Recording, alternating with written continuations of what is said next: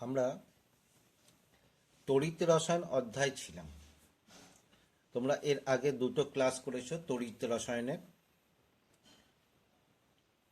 আশা করা যায় সেগুলো তোমাদের ভালোভাবে তৈরি হয়েছে।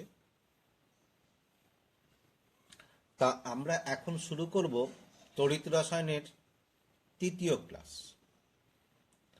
আগের ক্লাসগুলোর ক্ষেত্রে দেখো আমরা তড়িৎদ্বার বিভব, প্রমাণ তড়িৎদ্বার বিভব বা বিভিন্ন কোষের প্রকারভেদ এই সম্পর্কে আলোচনা করেছিলাম।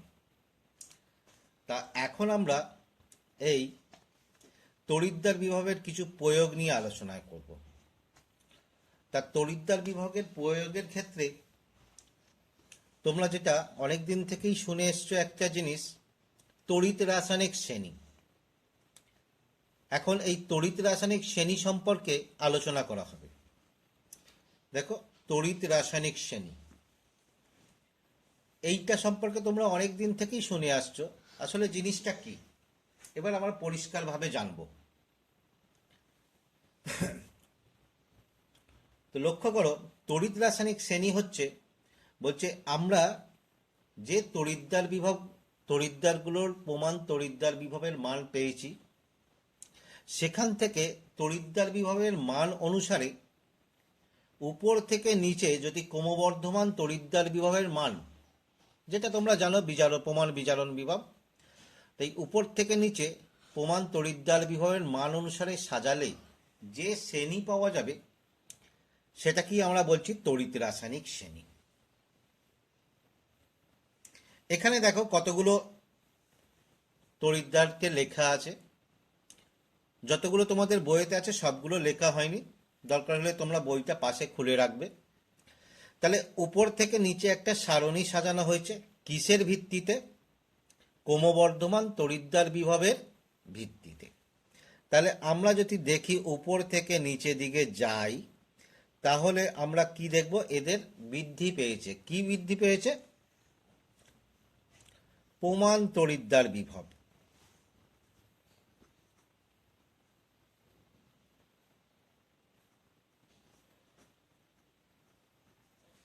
প্রমাণ তড়িৎদ্বার বিভব বৃদ্ধি পেয়েছে। কয়েকটার মাত্র মান লিখেছি দেখো উপর থেকে নিচে।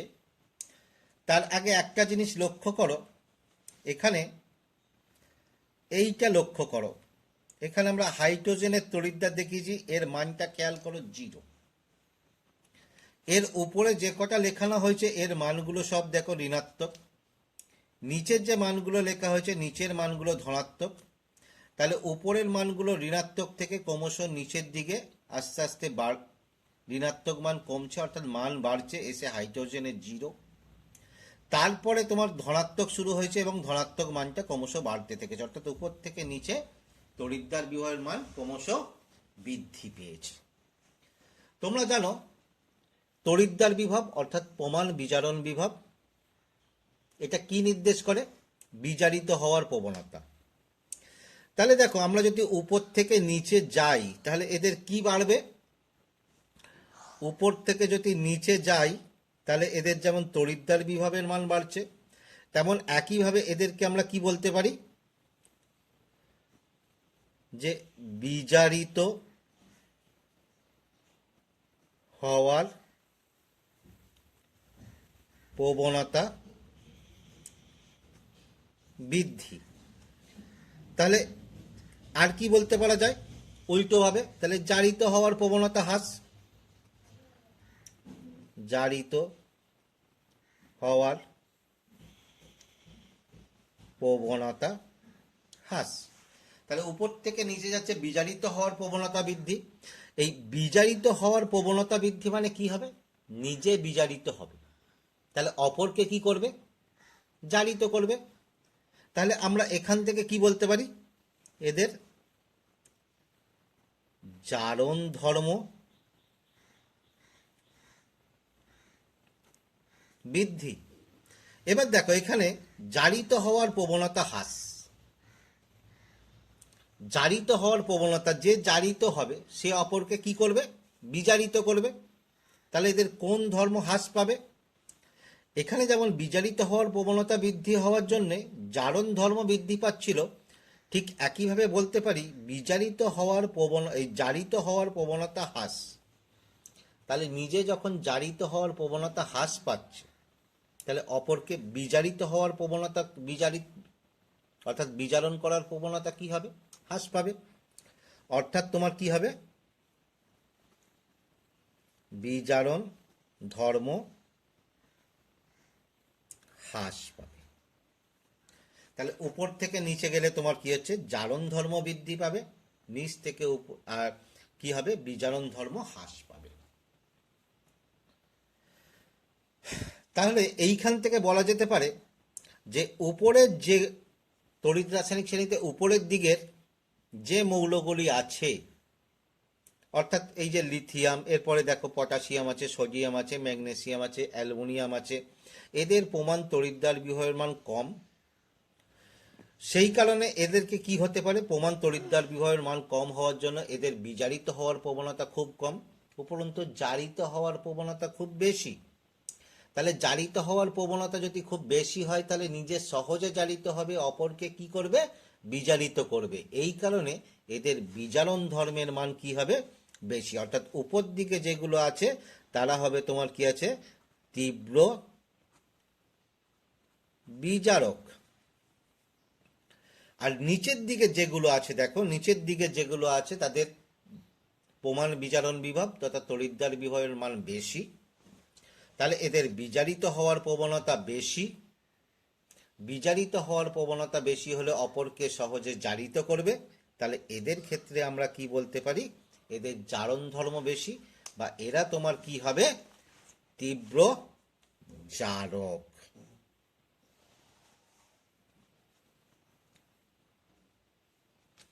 তীব্র জারক। তো শ্রেণীতে যেগুলো আছে লক্ষ্য করো, শ্রেণীর একদম উপরে আছে লিথিয়াম, এর মানটা খেয়াল করো, মানটা কত?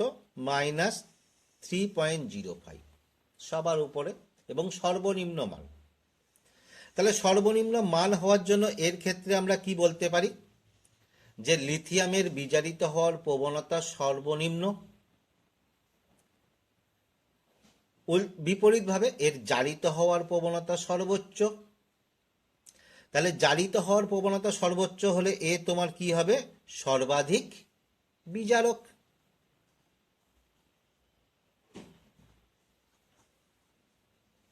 সর্বাধিক বিজারক। অপরদিকে দেখো একদম শেষে কে আছে? ফ্লুরিন, এর মানটা খেয়াল করো, +2.87, অর্থাৎ সর্বোচ্চ মান। তাহলে প্রমাণ বিজারণ বিভবের সর্বোচ্চ মান হওয়ার জন্য এর বিজারিত হওয়ার প্রবণতা কি হবে? সর্বোচ্চ। তাহলে বিজারিত হওয়ার প্রবণতা সর্বোচ্চ হলে অপরকে জারিত করার প্রবণতা বা জারিত করার ক্ষমতা কি হবে? সর্বোচ্চ। অর্থাৎ এ হবে তোমার কি হচ্ছে? তীব্র জারক। সর্বাধিক বা তীব্র জারক না বলেও আমরা আগের মতো লিথিয়ামের মতো বলতে পারি সর্বাধিক তীব্র জারক।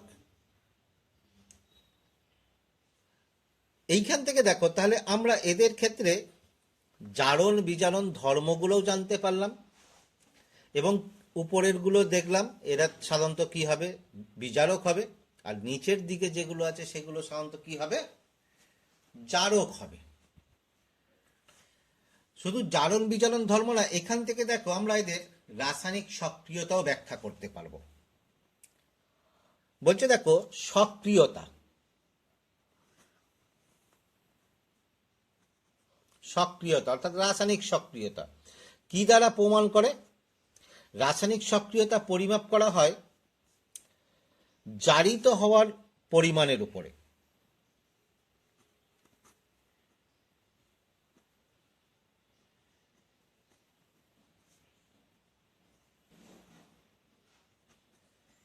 জারিত হওয়ার প্রবণতার উপর হয়েছে। যারা সহজে জারিত হবে তাদের রাসায়নিক সক্রিয়তা বেশি।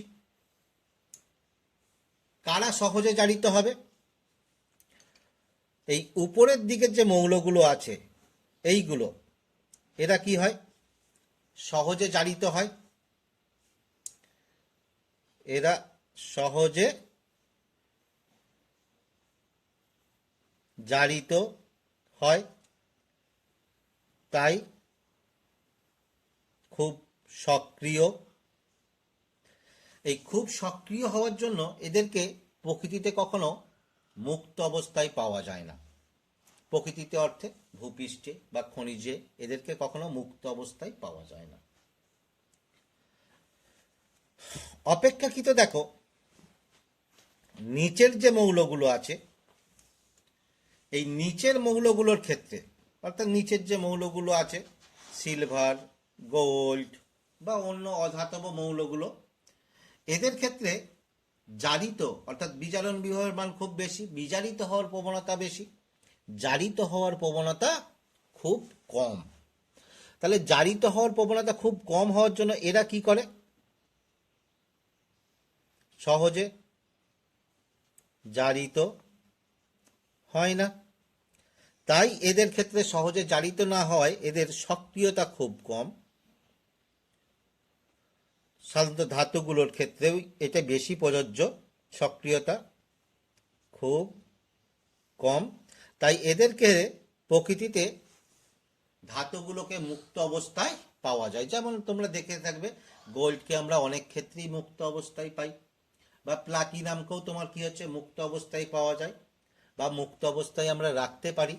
সেই তুলনায় আমরা সোডিয়াম বা পটাশিয়ামকে তোমার কি হচ্ছে কখনোই মুক্ত অবস্থাতে পাই না বা মুক্ত অবস্থায় আমরা রাখতেও পারি না। তাহলে এখানে তোমার কি হচ্ছে, ধরো আমরা বলতে পারি গোল্ড মুক্ত অবস্থায় পাওয়া যায়। তাহলে এখান থেকে আরো একটা জিনিস জানলাম যে কাকে আমরা মুক্ত অবস্থায় প্রকৃতিতে রাখতে পারবো বা কাকে মুক্ত অবস্থায় পাওয়া যায়। এছাড়াও দেখো তড়িৎ রাসায়নিক শ্রেণীর আমরা আরো কয়েকটা প্রয়োগকে লক্ষ্য করব।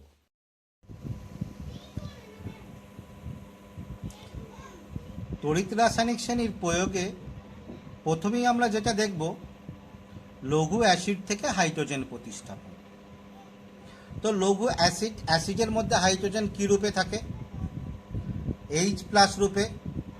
তাহলে অ্যাসিডের হাইড্রোজেন প্রতিস্থাপন বিক্রিয়াটা কি, অ্যাসিডের H+ ইলেকট্রন গ্রহণ করে হাইড্রোজেন গ্যাস উৎপন্ন করে। তাহলে এটা কি বিক্রিয়া, বিজারণ বিক্রিয়া, অর্থাৎ এখানে H+ এর বিজারণ ঘটবে। এই বিজারণটা কে ঘটাতে পারবে, হাইড্রোজেন অপেক্ষা যার বিজারণ ধর্ম বেশি। হাইড্রোজেন অপেক্ষা কার বিজারণ ধর্ম বেশি, যার E0 মান হাইড্রোজেন অপেক্ষা কম, অর্থাৎ যে শ্রেণীতে হাইড্রোজেনের উপরে অবস্থান করে। তাহলে হাইড্রোজেনের উপরে অবস্থানকারী কোনো ধাতুই লঘু অ্যাসিড থেকে হাইড্রোজেন প্রতিস্থাপন করতে পারবে। তো এখানে দেখা যাক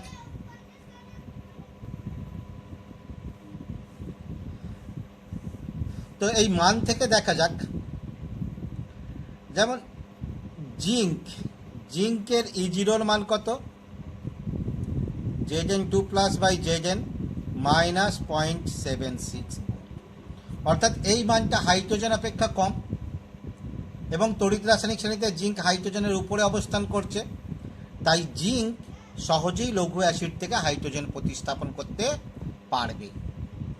এবং জিঙ্ক একে যদি সালফুরিক অ্যাসিড, লঘু সালফুরিক অ্যাসিড দ্রবণে যোগ করা হয় তাহলে জিঙ্ক সালফেট এবং হাইড্রোজেন গ্যাস উৎপন্ন হবে।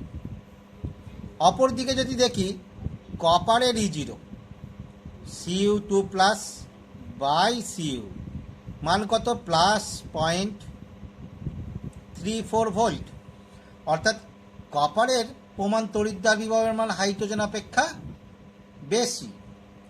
তাই কপার লঘু অ্যাসিড দ্রবণ থেকে হাইড্রোজেন প্রতিস্থাপন করতে পারবে না, অর্থাৎ Cu কে যদি H2SO4 দ্রবণে দেওয়া হয় তাহলে বিক্রিয়া করে CuSO4 এবং হাইড্রোজেন, এই বিক্রিয়াটা কি হবে, কখনোই ঘটবে না।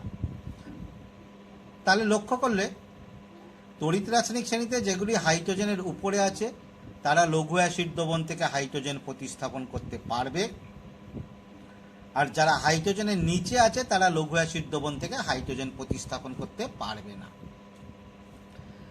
এরপরে দেখো আসছি জল থেকে হাইড্রোজেন গ্যাস উৎপাদন। তোমরা জানো জলের মধ্যে হাইড্রোজেন কি থাকে, ধনাত্মক জারণ অবস্থায়, এবং সেই হাইড্রোজেন উৎপাদন বিক্রিয়াটা কি হবে, সেই H+ ইলেকট্রন গ্রহণ করে হাইড্রোজেন অর্থাৎ বিজারণ। তাহলে এখানেও হাইড্রোজেনের উপরে যে সমস্ত ধাতুগুলো আছে তাদের হাইড্রোজেন উৎপাদন করার কথা, কিন্তু জলের সক্রিয়তা অ্যাসিড অপেক্ষা কম, তাই হাইড্রোজেনের উপরে থাকা সব ধাতুগুলি জল থেকে হাইড্রোজেন প্রতিস্থাপন করতে পারবে না। সাধারণত যারা অধিক উপরে আছে এবং যাদের তড়িৎদ্বার বিভবের মান খুব কম এবং রাসায়নিক সক্রিয়তা খুব বেশি, তারাই জল থেকে হাইড্রোজেন উৎপাদন করতে পারবে। যেমন দেখো সোডিয়ামের ক্ষেত্রে Na+Na অর্থাৎ E0 মান কত, -2.72 ভোল্ট, অর্থাৎ তড়িৎদ্বার বিভবের মানটা খুব কম। তাই ধাতব সোডিয়ামকে জলে যোগ করলে সাধারণ তাপমাত্রাতেই জলের সঙ্গে স্বতঃস্ফূর্তভাবে বিক্রিয়া করে সোডিয়াম অক্সাইড এবং হাইড্রোজেন গ্যাস উৎপন্ন করে। অপর যদি একটা উদাহরণ নিই, দেখো ম্যাগনেসিয়াম E0 ম্যাগনেসিয়াম 2+ ম্যাগনেসিয়াম এর মানটা কত, -2.36 ভোল্ট। এর মানটাও কম, কিন্তু দেখো মানটা সোডিয়াম অপেক্ষা বেশি, তাই ম্যাগনেসিয়ামকে জলে যোগ করলে এ সাধারণ তাপমাত্রায় হাইড্রোজেন উৎপন্ন করতে পারে না। ম্যাগনেসিয়ামে জলে যোগ করে উত্তপ্ত করলে 100 ডিগ্রি সেন্টিগ্রেড তাপমাত্রায় যদি উত্তপ্ত করা হয় তখনই ম্যাগনেসিয়াম জল থেকে হাইড্রোজেন গ্যাস উৎপন্ন করবে। অর্থাৎ ম্যাগনেসিয়াম জলের মধ্যে যোগ করে 100 ডিগ্রি সেন্টিগ্রেড তাপমাত্রায় উত্তপ্ত করলে ম্যাগনেসিয়াম হাইড্রোক্সাইড এবং হাইড্রোজেন গ্যাস উৎপন্ন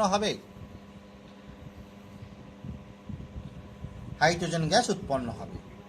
এই ম্যাগনেসিয়াম অপেক্ষা নিচে অথচ হাইড্রোজেন অপেক্ষা উপরে আছে এরকম ধাতুগুলোর ক্ষেত্রেও যদি দেখি তাহলে তারাও কিন্তু সহজে জল থেকে হাইড্রোজেন গ্যাস উৎপন্ন করতে পারবে না। যেমন দেখো আয়রন, এ ম্যাগনেসিয়ামের অনেক নিচে কিন্তু হাইড্রোজেনের উপরে, একে জলের সঙ্গে মিশিয়ে উত্তপ্ত করলেও হাইড্রোজেন গ্যাস উৎপন্ন করতে পারে না, কিন্তু স্টিমের সঙ্গে মিশিয়ে যদি তীব্রভাবে উত্তপ্ত করা হয় তখন হাইড্রোজেন গ্যাস উৎপন্ন করতে পারে। পরের দেখো আসছি লবণ থেকে ধাতু প্রতিস্থাপন। তো এই বিক্রিয়াটা লক্ষ্য করো, জিঙ্ক কপার সালফেট দ্রবণে যোগ করলে জিঙ্ক সালফেট এবং ধাতব কপার, অর্থাৎ কপার সালফেট দ্রবণে ধাতব জিঙ্ক যোগ করলে জিঙ্ক কপার সালফেট দ্রবণ থেকে ধাতব কপারকে প্রতিস্থাপন করতে পারে। বিক্রিয়াটার আয়নীয় আকার দেখো, সালফেট মূলকের জারণ বিজারণ কিছু হয়নি, একে বাদ দেওয়া হলো, তাহলে zinc copper ion, zinc ion, ধাতব কপার। এখানে তড়িৎদ্বার বিভবের মানগুলো খেয়াল করো, এর মানটা কত ছিল, -0.76 ভোল্ট, এর কত ছিল, +0.34 ভোল্ট। তাহলে দেখো তড়িৎদ্বার বিভবের মান থেকে আমরা স্পষ্ট দেখতে পাচ্ছি জিঙ্কের মান কম, এর জারিত হওয়ার প্রবণতা বেশি, কপারের মান বেশি, এর বিজারিত হওয়ার প্রবণতা বেশি।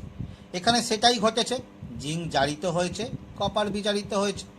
অর্থাৎ ধাতব জিঙ্কে কপার আয়নযুক্ত কোনো দ্রবণে যোগ করলে জিঙ্ক নিজে জারিত হয়ে জিঙ্ক আয়ন এবং কপার আয়নকে বিজারিত করে ধাতব কপার উৎপন্ন করবে, অর্থাৎ কপারের কোনো লবণ থেকে ধাতু প্রতিস্থাপন করবে।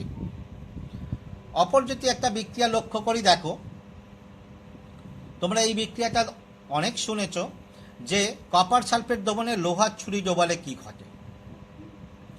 দেখো একে যদি কপার সালফেট দ্রবণে দেওয়া হয় আয়রনকে, তাহলে আয়রন সালফেট এবং ধাতব কপার অর্থাৎ আয়রন কপার সালফেট দ্রবণ থেকে কপার প্রতিস্থাপন করে। এক্ষেত্রেও দেখো আয়নীয় আকার Cu2+, তাহলে Fe2+C। তড়িৎদ্বার বিভবের মান দেখো, এর কত, -0.44 ভোল্ট, এর কত, +0.34 ভোল্ট। এর মান কম, তাহলে আয়রন জারিত হবে, সেটাই হয়েছে। কপারের মান বেশি, বিজারিত হবে, সেটাই হয়েছে। অর্থাৎ আয়রন কপার সালফেট দ্রবণ থেকে কপার প্রতিস্থাপন করবে। এইখান থেকে আরেকটা বলতে পারি, দেখো বিক্রিয়ার স্বতঃস্ফূর্ততা। কোন বিক্রিয়া স্বতঃস্ফূর্তভাবে ঘটবে? অর্থাৎ তড়িৎদ্বার বিভবের মান অনুসারে যেখানে জারণ বিজারণ ঘটছে সেই বিক্রিয়াটি স্বতঃস্ফূর্তভাবে ঘটবে। যেমন এখানে দেখো তড়িৎদ্বার বিভবের মান অনুসারে আয়রনের জারিত হওয়া উচিত, জারিত হয়েছে। কপারের বিজারিত হওয়া উচিত, কপার বিজারিত হয়েছে। অতএব বিক্রিয়াটি স্বতঃস্ফূর্তভাবে ঘটবে।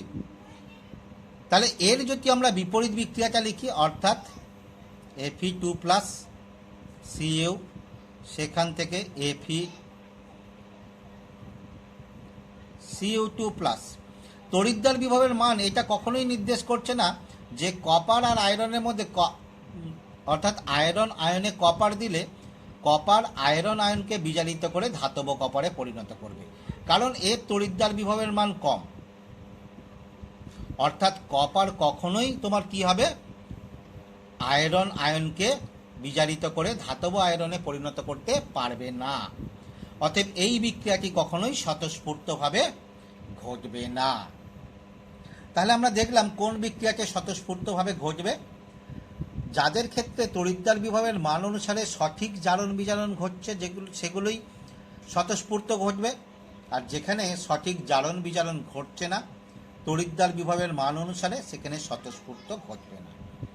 আরেকটা বিক্রিয়া এরকম প্রতিস্থাপন তোমরা খেয়াল করেছো, অ্যালুমিনিয়াম, ধাতব অ্যালুমিনিয়ামকে ফেরিক অক্সাইডের মধ্যে দিয়ে তীব্রভাবে উত্তপ্ত করলে অ্যালুমিনিয়াম অক্সাইড এবং ধাতব আয়রন উৎপন্ন হয়। এটা তোমরা দেখছো ধাতু নিষ্কাশনের থার্মিক পদ্ধতিতে। তড়িৎদ্বার বিভবের মান থেকে তোমরা দেখো এখানে আয়রন তড়িৎ রাসায়নিক শ্রেণীর অনেক উপরে আছে। এই আয়রন বলছি, অ্যালুমিনিয়াম, এর সক্রিয়তা অনেক বেশি আয়রনের তুলনায়, অক্সিজেনের প্রতি আসক্তিও তাই বেশি। সেই জন্য আয়রনকে অ্যালুমিনিয়াম অক্সাইডের সঙ্গে মিশিয়ে উত্তপ্ত করলে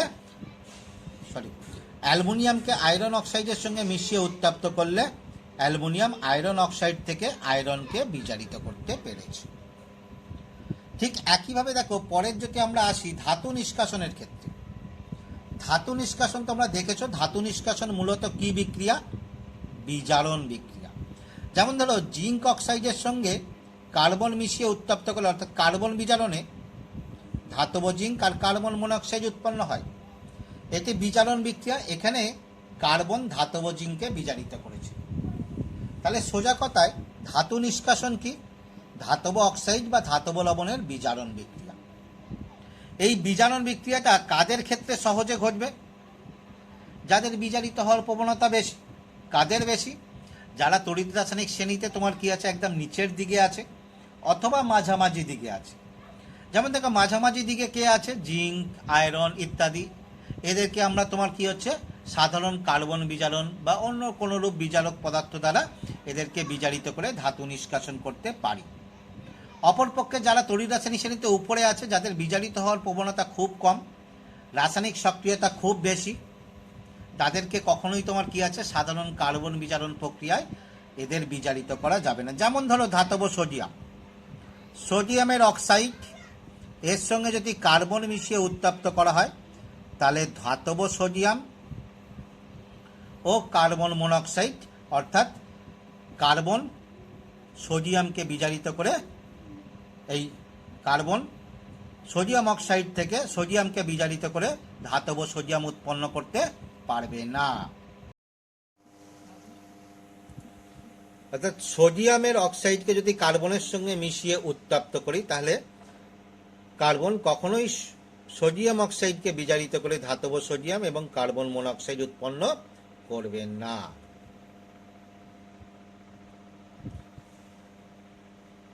তাহলে দেখলাম উপরের দিকের ধাতুগুলিকে কোনো বিজারক দ্রব্য দ্বারা সহজে বিজারিত করে ধাতু নিষ্কাশন করা যায় না। অপেক্ষাকৃত মাঝে বা নিচের দিকের ধাতুগুলিকে বিজারক দ্রব্য ব্যবহার করে তাদের অক্সাইড বা লবণ থেকে ধাতু নিষ্কাশন করা সম্ভব। এরপরে দেখো একটা খুব ইম্পর্টেন্ট জিনিস আছে, কোষের তড়িৎদ্বার নির্ণয়। কোষের তড়িৎদ্বার নির্ণয় বলতে কি, ধরো কোনো দুটি তড়িৎদ্বার, এই দুটি তড়িৎদ্বার দ্বারা আমরা একটা কোষ গঠন করব। এই দুটি তড়িৎদ্বারের মধ্যে কোনটি অ্যানোড হবে আর কোনটি ক্যাথোড হবে আমরা কিভাবে জানতে পারি? একটা উদাহরণ নিয়ে বোঝা যাক। ধরো আমরা একটা জানা উদাহরণই নিই, ধরো জিঙ্কের নিই, E0 zinc 2 plus by zinc, এর মান কত? -0.76 ভোল্ট। E0 Cu2 প্লাস অর্থাৎ কপার, এর ক্ষেত্রে কত? +0.34 ভোল্ট। তাহলে এই দুটো তড়িৎদ্বার বিভব তোমরা পেয়ে দেখতে পাচ্ছ মানটা। জিঙ্কের মান কম, কপারের মান বেশি। তাহলে জিঙ্কের বিজারিত হওয়ার প্রবণতা কম, অপরপক্ষে জারিত হওয়ার প্রবণতা বেশি। তাহলে এ জারিত হবে সহজে। আর কপারের ক্ষেত্রে দেখো মানটা বেশি, তাহলে এ বিজারিত হবে সহজে। যদি এই দুটো তড়িৎদ্বার দ্বারা আমরা একটা তড়িৎ কোষ গঠন করি তাহলে কি হবে? জিঙ্ক সহজে জারিত হবে। জারণ কোথায় ঘটে তোমরা জানো, জারণ বা অক্সিডেশন কোথায় হয়? অ্যানোডে। তাহলে কপার কি রূপে ক্রিয়া করবে? অ্যানোড। এই কপার বলছি, জিঙ্ক কি রূপে ক্রিয়া করবে? অ্যানোড। কপারের বিজারিত হওয়ার প্রবণতা বেশি, বিজারণ কোথায় ঘটে? ক্যাথোডে। তাহলে এ কি রূপে ক্রিয়া করবে? ক্যাথোড। তাহলে এখানে দেখলে দুটি প্রমাণ তড়িৎদ্বার বিভবের মান যদি জানা থাকে, যার প্রমাণ তড়িৎদ্বার বিভবের মান কম অর্থাৎ যার E0 কম সেটি হবে অ্যানোড, আর যার E0 বেশি সেটি হবে তোমার কি আছে? ক্যাথোড। তাহলে এইখান থেকে আমরা ক্যাথোড অ্যানোড নির্ণয় করতে পারবো, এবং শুধু তাই নয়, কোষের তড়িৎচালক বলও নির্ণয় করতে পারবো বা প্রমাণ তড়িৎচালক বল নির্ণয় করতে পারবো, তবে সেটা আমরা পরে বলছি। তাহলে এই দেখো আমরা কোনো একটা তড়িৎদ্বারের প্রমাণ তড়িৎদ্বার বিভবের মান থেকে আমরা কি কি জিনিস নির্ণয় করতে পারি সেইগুলো আমরা শিখলাম।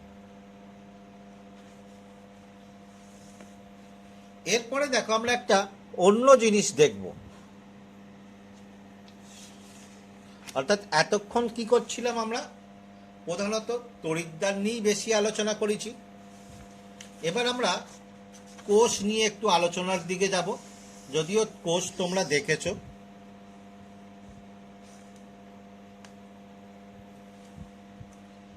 প্রথমেই আসছি, দেখো কোষ তোমরা দেখেছো একটা, একদম প্রথমেই গ্যালভানিক কোষ দিয়েছিলাম জিঙ্ক আর কপার তড়িৎদ্বারে। সেখানে দেখো জিঙ্কে রেখেছিলাম তোমার কি আছে বাম দিকে, কপারকে রেখেছিলাম ডান দিকে। ওখানে একবার বলেছিলাম যে জিঙ্কে বা এটাকে বাম দিকে, এটাকে ডান দিকে রাখবো। কেন? এটা আমরা দেখব। এবার দেখো কোনো একটা যদি কোষকে প্রকাশ করতে হয় তাহলে আমাকে অনেক বড় লিখতে হবে, এর সহজে সাংকেতিকভাবে প্রকাশ করা যায়। সে সম্পর্কে IUPAC একটা গাইডলাইন আছে বা নিয়ম আছে। নিয়মটা কি? কোনো কোষের সাংকেতিক প্রকাশের ক্ষেত্রে কোষের বাম দিকে থাকবে তোমার কি আছে অ্যানোড, ডান দিকে থাকবে ক্যাথোড। তাহলে এই অ্যানোড ক্যাথোডটা হয়ে গেল। এবার দেখো অ্যানোডকে আমরা কিভাবে প্রকাশ করব। যদি জিঙ্ক তড়িৎদ্বারের ক্ষেত্রে বলি বা অ্যানোডকে আমরা কিভাবে প্রকাশ করব আগে দেখি। অ্যানোডের ক্ষেত্রে কি হবে? প্রথমে ধাতু, তারপরে লবণ। এই লবণ বলছি, লবণের দ্রবণ। দুটো আলাদা দশায়, এই আলাদা দশা হওয়ার জন্য এদের মাঝে একটা তোমার কি আছে, উলম্ব দাঁড়ি থাকবে। ক্যাথোডকে কিভাবে প্রকাশ করব? ক্যাথোডকে প্রকাশ করব ঠিক অ্যানোডের উল্টো ভাবে। তাহলে কি দেবো? আগে দ্রবণ, তারপরে তোমার কি আছে, ধাতু, এদের মাঝে একটা উলম্ব দাঁড়ি। এবার দেখো, প্রয়োজনে যদি দেওয়া থাকে তাহলে দ্রবণের গাঢ়ত্ব আমরা এর পাশে ব্র্যাকেটে লিখে দেবো।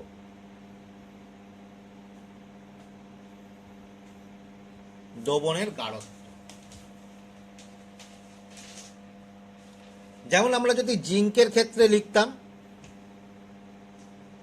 জেজেনের ক্ষেত্রে, তাহলে বা জেজেন তড়িৎদ্বারের ক্ষেত্রে, তাহলে কি হতো? প্রথমে ধাতু জেজেন দাঁড়ি কোথায় ছিল? জিঙ্ক সালফেট দ্রবণে। এবার এর যদি গাঢ়ত্ব, যে কোনো গাঢ়ত্ব হতে পারে, আমরা 1 মোলার নিই প্রমাণের জন্য বা প্রমাণ অবস্থার জন্য, এইটা। তাহলে এইটাকে আমরা অ্যানোড রূপে প্রকাশ করলাম। বলছে দেখো, অনেক ক্ষেত্রে এই পুরো লবণটা SO4 তো জারণ বিজারণে অংশগ্রহণ করে না, সেই জন্য এটাকে বাদ দিয়েও লেখা যায়। কিরকম? Zinc 2+1 molar. তাহলে দেখো, কপার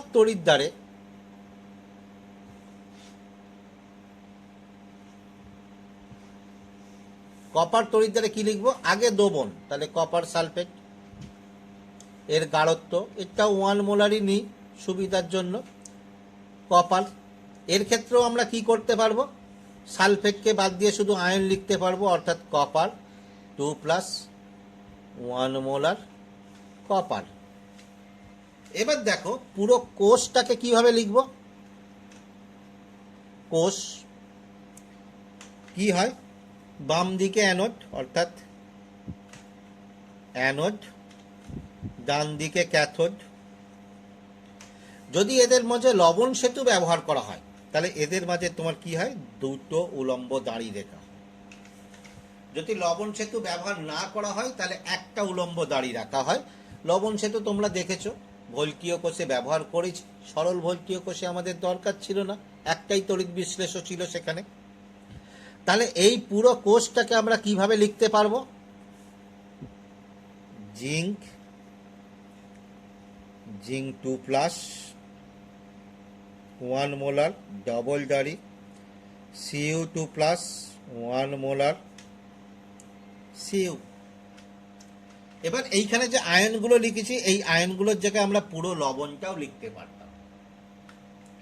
তাহলে এই হলো দেখো আমাদের কোষের সাংকেতিক প্রকাশ, অ্যানোড ক্যাথোড। অ্যানোডে আগে ধাতু পরে লবণ।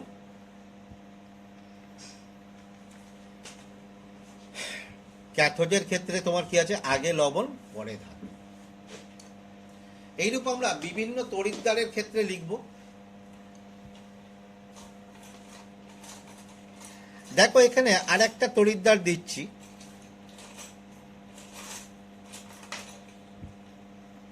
যে তড়িৎদ্বারটাকে আমরা ক্যাথোড অ্যানোড উভয় হিসাবেই ব্যবহার করতে পারি, তার ক্ষেত্রে বলছি, ধরো হাইড্রোজেন তড়িৎদ্বার।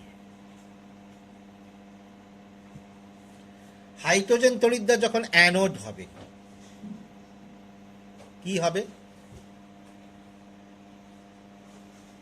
দেখো, হাইড্রোজেনের ক্ষেত্রে কি হয়?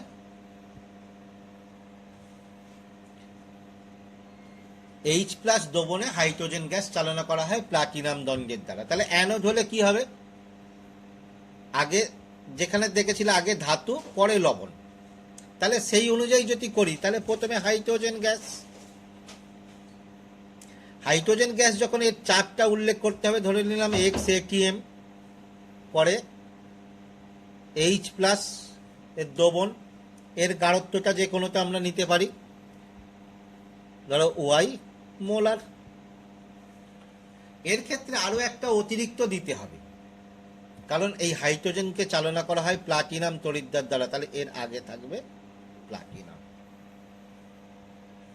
যদি আমরা ক্যাথোড রূপে লিখি, তাহলে ঠিক উল্টোটা হবে।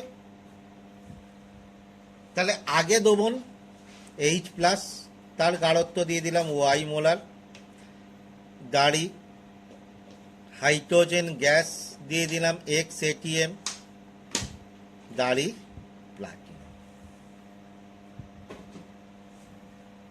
হয়েছে? তাহলে এই হলো তোমার কি আছে, কোষের সাংকেতিক প্রকাশ।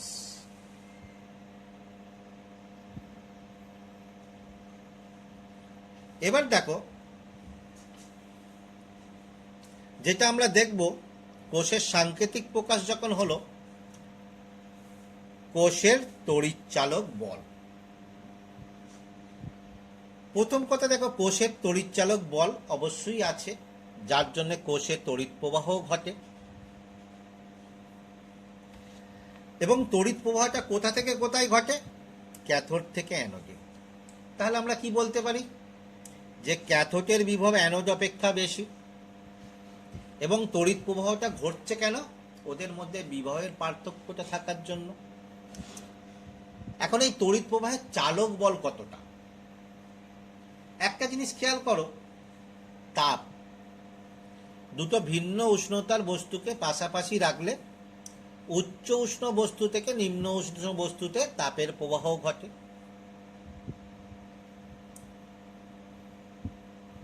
এবং এই তাপের প্রবাহের চালক বল কোনটা? ওদের মধ্যে উষ্ণতার পার্থক্য। অর্থাৎ উষ্ণতার পার্থক্য যতক্ষণ থাকবে তাপের প্রবাহ চলতে থাকবে। উষ্ণতার পার্থক্য না থাকলে তাপের প্রবাহ আর থাকবে না। তাহলে এক্ষেত্রেও দেখো, তড়িতের প্রবাহ কতক্ষণ চলবে? যখন ক্যাথোড এবং অ্যানোডের মধ্যে বিভবের পার্থক্য থাকবে। বিভবের পার্থক্য না থাকলে তোমার কি আছে, তড়িৎ প্রবাহ ঘটবে না। তাহলে এই তড়িৎ প্রবাহের চালক বল কি? চালক বল হচ্ছে ক্যাথোড এবং অ্যানোডের বিভব পার্থক্য। অর্থাৎ তড়িৎ প্রবাহের চালক বলটাই তোমার কি আছে, তড়িৎ চালক বল, যাকে আমরা কি দ্বারা প্রকাশ করি? ইএমএফ। তাহলে ইএমএফটা কি? ক্যাথোড এবং অ্যানোডের বিভবের পার্থক্য। তাহলে সহজে আমরা সমীকরণ দ্বারা কিভাবে প্রকাশ করতে পারবো? যে কোষের ইএমএফ হলো ই cathode, cathode minus E anode. ঠিক আছে? এবার দেখো, তাহলে এইখান থেকে আমরা কোনো একটা কোষের ক্ষেত্রে যদি আমরা ইএমএফ ব্র্যাকেটে আমরা ই দিয়ে দিলাম, তড়িৎচালক বল, ক্যাথোডের তড়িৎদ্বার বিভব থেকে অ্যানোডের তড়িৎদ্বার বিভব বিয়োগ করে দিলেই হবে। তো এইটাকে দেখো আমরা আরো একটা অন্যভাবে লিখতে পারি। কি রকম? তোমরা জানো ক্যাথোড কোথায় থাকে? ডান দিকে। তাহলে তোমার কি হবে? ই রাইট। অ্যানোড কোথায় থাকে? বাম দিকে। ই লেফট। অর্থাৎ রাইট তড়িৎদ্বার বিভবের থেকে লেফট তড়িৎদ্বার বিভব মান কোষের ক্ষেত্রে বাদ দিলেই আমরা কোষের তড়িৎচালক বল পাবো। তাহলে প্রমাণ তড়িৎচালক বল যদি আমরা এটা করি, তাহলে প্রমাণ তড়িৎচালক বলটা কি হবে? প্রমাণ অবস্থায় থাকলে যে কোষের তড়িৎচালক বল সৃষ্টি হবে, তাহলে তখন কি হবে? তখন ই0 অর্থাৎ ক্যাথোড প্রমাণ তড়িৎদ্বার বিভব মাইনাস অ্যানোডের প্রমাণ তড়িৎদ্বার বিভব, বা ই0 অফ রাইট মাইনাস ই0 অফ লেফট। যেমন দেখো, এই কোষের ক্ষেত্রে জিঙ্ক ও কপার কোষ, বা সহজে বলতে পারি এদের গ্যালভানিক কোষের ক্ষেত্রে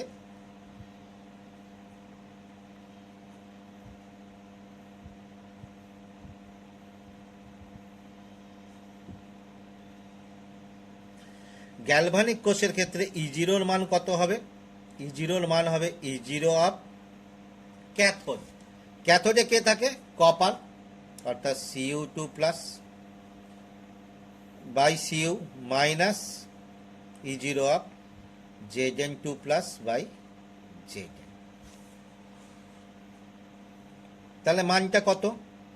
পজিটিভ 3.4 ভোল্ট মাইনাস এর মান কত? Minus 0.76 volt. তাহলে মানটা কত পাচ্ছি দেখো,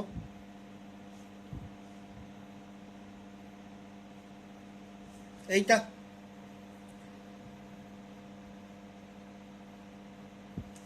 এত ভোল্ট, এবং এই মানটা দেখো কি এসছে, পজিটিভ। এইখানে এটা ভালো করে খেয়াল করবে, কোষের তড়িৎচালক বল পজিটিভ, অর্থাৎ কি হচ্ছে, ধনাত্মক। যদি এমন কোনো কোষ গঠন আমরা করে থাকি যার মানটা ধনাত্মক না হয়ে এর মানটা ঋণাত্মক হয়ে গেল, তাহলে কি হবে? কোষের তড়িৎচালক বল যদি ঋণাত্মক হয়ে যায়, তড়িৎ প্রবাহ ঘটবে না। অর্থাৎ আমরা যেভাবে কোষ গঠন করেছি সেই কোষ গঠনটা ভুল হয়েছে। অর্থাৎ তাহলে তোমার কি হবে? ঋণাত্মক হলে কোষ গঠন ভুল। এখানেই দেখো তোমরা বুঝতে পারবে, এখানে যদি আমরা এই কোষ গঠনের ক্ষেত্রে কোষের তড়িৎচালক বল নির্ণয়ের ক্ষেত্রে জিঙ্ক তড়িৎদ্বারকে আমরা ক্যাথোড আর কপারকে অ্যানোড ভেবে নিতাম, ভালো করে লক্ষ্য করো, জিঙ্ককে ক্যাথোড, কপারকে যদি অ্যানোড রূপে ভেবে নিতাম, তাহলে এখানে জিঙ্ক মাইনাস কপার করলে এর মানটা কি এসে যেত? ঋণাত্মক। অর্থাৎ কোষ গঠনটা আমাদের ভুল হতো। তাহলে যদি ভুলটাকে ঠিক করার জন্য কি করা দরকার ছিল? কোষের তড়িৎদ্বারগুলোকে চেঞ্জ করে নিলে, অর্থাৎ যাকে আমরা এতক্ষণ ক্যাথোড অ্যানোড ধরে ঋণাত্মক মান পেয়েছিলাম সেটাকেই পরিবর্তন করে নিলে, যে আগের যেটা ক্যাথোড ছিল এখন সেটা অ্যানোড, আগের যেটা অ্যানোড ছিল এখন সেটা ক্যাথোড করে নিলেই তখন দেখবে এই ঋণাত্মক মানটা আসছে না, ধনাত্মক মানটা আসছে। তখন আমরা এর ক্ষেত্রে কি পাবো? কোষ গঠনটা সঠিক হয়েছে বলে বা কোষ গঠনটা তখন সঠিক হবে।